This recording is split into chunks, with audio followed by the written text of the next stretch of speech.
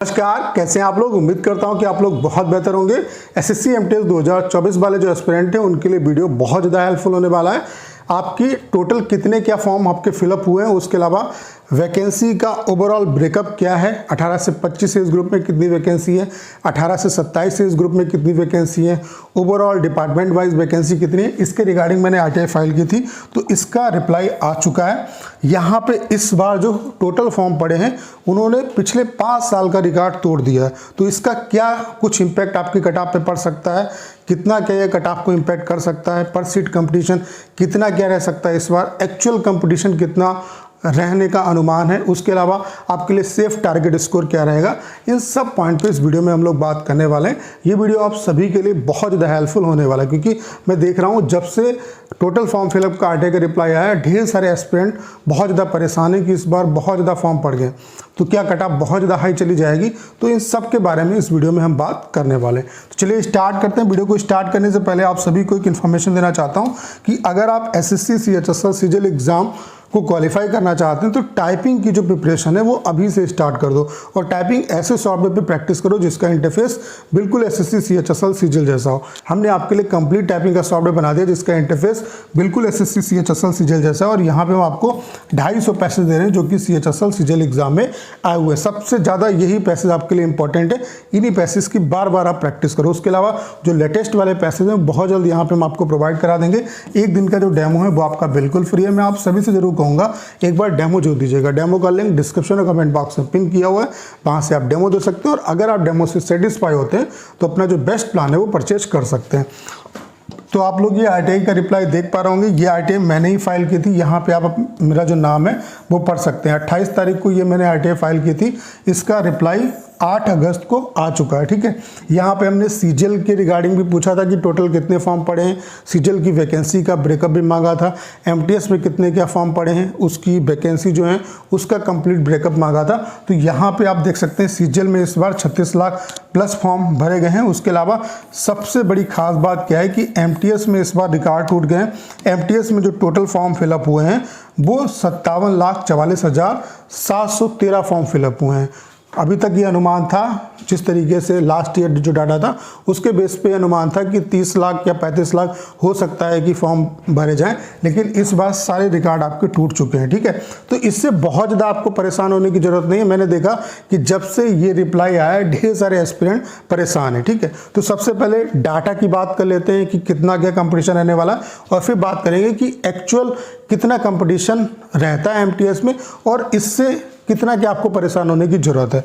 अगर हम last 5 year का डाटा देखें तो आप ये देख सकते हैं कि इस बार 2022 में भी बम्पर वैकेंसी थी। जितनी वैकेंसी अभी वैकेंसी आपकी 9583 है, इससे भी ज़्यादा वैकेंसी 2022 में आई थी।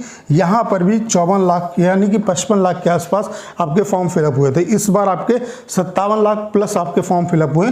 तो ये कहीं ना कहीं जो है ये मतलब एसएससी के लिए तो फायदे की बात है, लेकिन एसएससी एस्पिरेंट के लिए थोड़ी सी चिंता का विषय है कि इतना ज़्यादा मतलब जो है फॉर्म यहाँ पे आ रहा है। तो जाहिर सी बात है कि जब फॉर्म आ रहा है तो कंपटीशन बढ़ेगा, और कितना क्या कंपटीशन बढ़ सकता है उसके बारे में बात करेंगे। जैसे कि अगर 2019 की हम बात करें तो 2019 में इतनी वैकेंसी थी, यहाँ पर 30 लाख फॉर्म आपके फिलअप हुए थे। 2020 में अगर हम बात करें तो 3972 वैकेंसी थी, 45 लाख के आसपास आपके फॉर्म पड़े थे। 2021 में 7739 वैकेंसी थी, 37 लाख प्लस आपके फॉर्म फिलअप हुए थे। 2022 में 54 लाख प्लस हुए थे।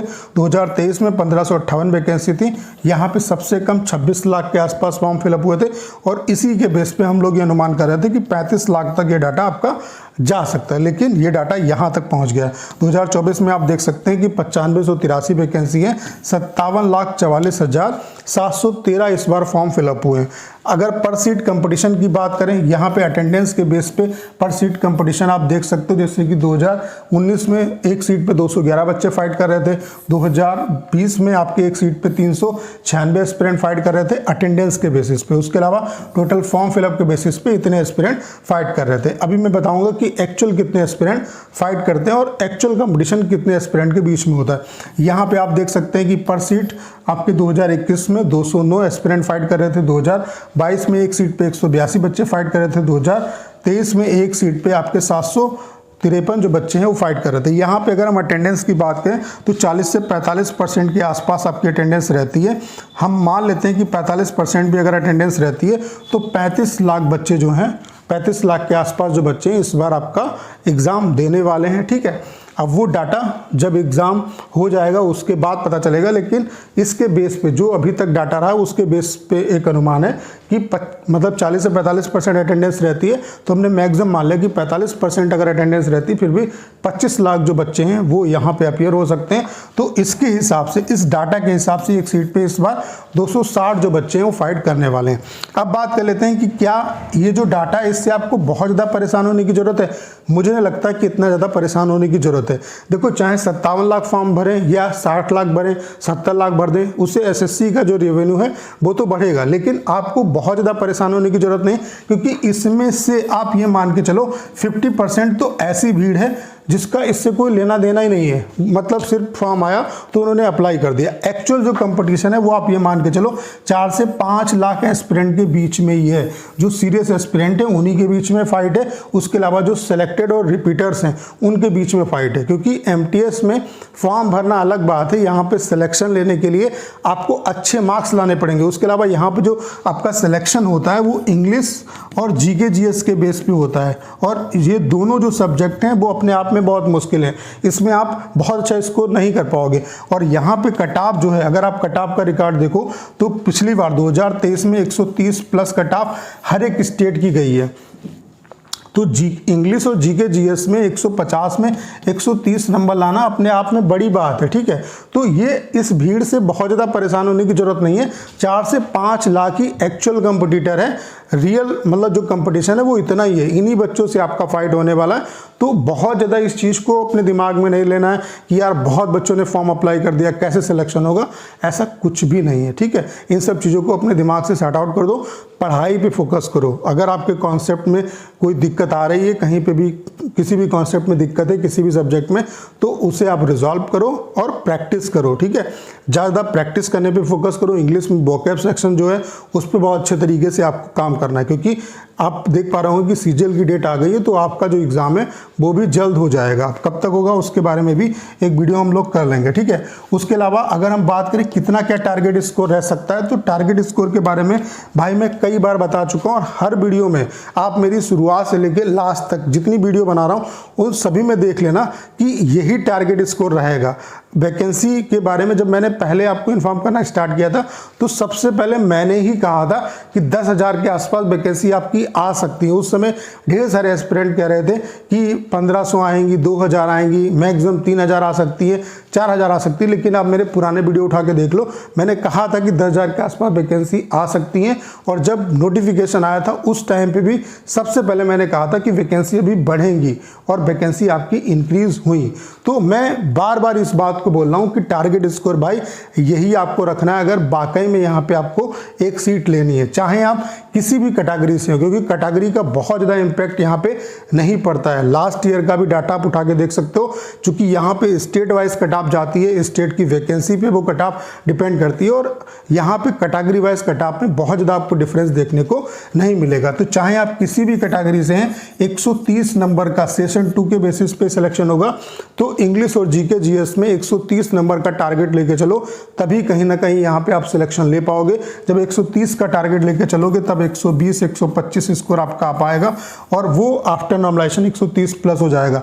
तो किसी भी कंडीशन में यहाँ पे आपको एक सीट मिल जाएगी। अगर इससे कम आप टारगेट लेके चलते हो तो मुझे ऐसा लगता है कि मुश्किल हो जाएगी। और ये सोच के भी प्रिपरेशन मत करना कि 2023 में तो 1500 कुछ वैकेंसी थी तो कट ऑफ 130 प्लस थी, इस बार तो कई गुना ज़्यादा वैकेंसी है तो कट ऑफ डिक्रीज होगी। भाई बहुत ज़्यादा अगर डिक्रीज होगी तो 5 नंबर के आसपास डिक्रीज होगी, इससे ज़्यादा डिक्रीज आपकी नहीं होगी। तो अगर वाकई में सिलेक्शन लेना है तो 130 पे टारगेट करो, और इन सब चीज़ों को भूल जाओ कि इतने फॉर्म पड़े हैं, इससे कोई फ़र्क नहीं पड़ता। आप देखते होगे कि आपके सेंटर में ढेर सारे बच्चे एग्ज़ाम देने आते, क्या सभी का सिलेक्शन होता है? जो पढ़ेगा अच्छे तरीके से उसी का सिलेक्शन होगा। तो पढ़ाई पे आप अपना ध्यान दो, ठीक है।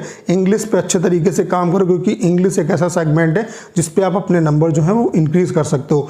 जी के जीएस में क्या करो, लूसेंट पढ़ो और जो प्रीवियस आपके क्वेश्चन है, घटना चक्र ले लो या किरण की बुक ले लो, उससे वो सारे कर डालो, तो प्रीवियस क्वेश्चन आपका स्किप नहीं होना चाहिए। बाकी करंट अफेयर्स में डेली करंट अफेयर्स के वीडियोस नहीं देखने, एग्जाम टाइम या डेली आप मैगजीन के रूप में पढ़ सकते हो। पढ़ाई आपके लिए इंपॉर्टेंट है, वीडियो से बहुत ज़्यादा वीडियो कंज्यूम करने की जरूरत नहीं है, क्योंकि मैं देखता हूँ कि बच्चे करंट अफेयर्स की 1-1, 2-2 घंटे की मैराथन कर रहे हैं, तो वो गलत है। ठीक है, तो अपनी जो सिलेबस है उसको अच्छे तरीके से समझो, उस पर काम करो और प्रैक्टिस करो। एक ही मॉक टेस्ट पर रिलाई नहीं होना है आपको, कम से कम 2 से 3 जो प्लेटफॉर्म है उन पे आपको मॉक टेस्ट देना है। तो उम्मीद करता हूँ सारी जानकारी आप बहुत अच्छे तरीके से समझ पाओगे। बाकी अगर आप एसएससी सीएचएसएल सीजीएल एग्जाम की भी प्रिपरेशन कर रहे हैं तो टाइपिंग की भी जो प्रिपरेशन है वो साथ साथ करते रहो, और टाइपिंग ऐसे सॉफ्टवेयर पर करो जिसका इंटरफेस बिल्कुल एसएससी सीएचएसएल सीजीएल जैसा, और बाकी जो प्रीवियस आपके पैसेज हैं वो सबसे ज़्यादा आपके लिए इंपॉर्टेंट है। इसलिए सॉफ्टवेयर में हमने आपको प्रीवियस पैसेज ही प्रोवाइड किए हैं। 250 पैसेज यहाँ पे हमने दे दिए, बाकी लेटेस्ट वाले जो पैसेज हैं वो बहुत जल्द हम आपको यहाँ पे प्रोवाइड करा देंगे। एक दिन का जो डेमो है वो आपका बिल्कुल फ्री है। मैं आप सभी से जरूर कहूँगा एक बार डेमो जो दीजिएगा। डेमो का लिंक डिस्क्रिप्शन और कमेंट बॉक्स में पिन किया हुआ है, वहाँ से आप डेमो दे सकते हैं, और अगर आप डेमो से सेटिस्फाई होते हैं तो अपना जो बेस्ट प्लान है वो परचेज कर सकते हैं। उम्मीद करता हूँ सारी जानकारी आप बहुत अच्छे तरीके से समझ पाओगे। करना क्या है, इस वीडियो को 10 शेयर करना है। उसके अलावा अगर आप चैनल पर नए हैं और आपने अभी तक इसे सब्सक्राइब नहीं किया है तो प्लीज़ चैनल को सब्सक्राइब करना मत भूलिएगा।